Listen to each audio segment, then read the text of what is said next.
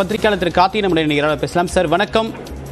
ஆளுநருடைய இந்த visit, Salem Periyar பல்கலைக்கழகத்தான visit கொடுக்கக்கூடிய மெசேஜ் என்ன? தமிழக அரசு எப்படி புரிந்து கொள்ளும்? நீதிமன்றம் இதை கன்சிடர் பண்ணுமா? இல்ல, இந்த மிகவும் வருத்தம் அளிக்கக்கூடிய விஷயம் இது. ஏற்கனவே அந்த பல்கலைக்கழகத்தினுடைய துணைவேந்தர் ஜாதி ரீதியான செயல்பாடு பிளஸ் அவர் மீது ரொம்ப சீரியஸான குற்றச்சாட்டுகள், குறிப்பா SC/ST ஆக்ட் எல்லாம் இன்வோக் பண்ணப்பட்டிருக்கு. அதே போல சில முறைகேடுகள் அடிப்படையில் அவர் கைது வரைக்கும் போய் பிணையில் அவர் வெளியிருக்காரு. ஏற்கனவே அவர் மீண்டும் இந்த சூழ்நிலையில அவர் பல்கலைக்கழக நிர்வாகத்தில் தலையிடுவதையே ஏற்கனவே அங்க இருக்கக்கூடிய பேராசிரியரும் சரி, ஊழியர் சங்கங்களும் சரி கண்டிச்சுக்கிட்டு இருக்காங்க. இது போன்ற ஒரு சூழல்ல அந்த துணைவேந்தரை போய் சந்திப்பது, இல்ல அவரோடு சேர்ந்து ஒரு கலந்துரையாடல் நடத்துவது, ஒரு கூட்டத்தை, ஒரு ஆய்வு கூட்டம் நடத்துவதுன்றது ஆளுநர் வைக்கக்கூடிய ஒரு பொறுப்பிற்கு அழகில்லை. இரண்டாவது இது அரசு நிர்வாகத்திற்கு பொது வாழ்க்கையில தூய்மை பற்றி பேசக்கூடிய ஆளுநர் இது போன்ற செயல்பாடு என்பது எந்த விதத்துல தார்மீக ரீதியா சரின்னு தெரியல.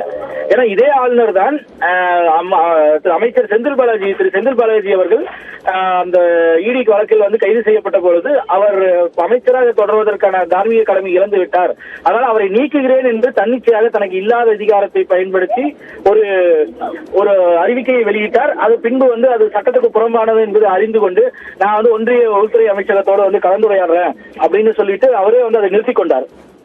அப்போ அவர் எந்த காரணமும் சொல்லாம அதை பின்வாங்கி கொண்டார்.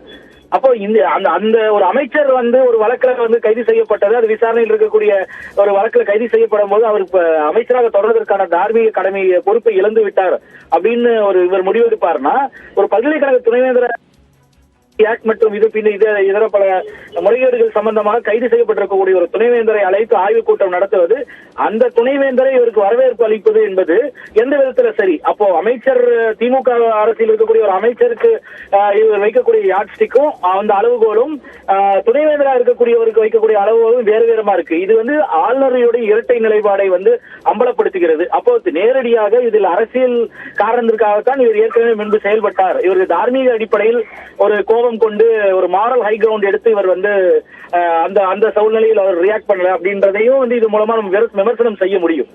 இவர் அந்த வழக்கில் கைது செய்யப்பட்டிருக்கக்கூடிய ஒரு கைது செய்யப்பட்டு பிணையில் இருக்கக்கூடிய ஒரு துணைவேந்தரை எவ்வாறு கூப்பிட்டு இவர் ஆய்வு நடத்துகிறார்? அதே போல அந்த துணைவேந்தருடைய செயல்பாடு ஏற்கனவே பெரியார் பேரில் இருக்கக்கூடிய பல்கலைக்கழகத்தில் பெரியார் சம்பந்தமான ஒரு ஆய்வு நடத்திய ஒரு பேராசிரியருக்கு இல்ல துணை பேராசிரியருக்கு அவருக்கு ஏற்கனவே அவர் அவருக்கு விளக்கம் கேட்டு ஒரு நோட்டீஸ் அனுப்பப்பட்டிருக்கு அந்த பேராசிரியருக்கு எதிராக.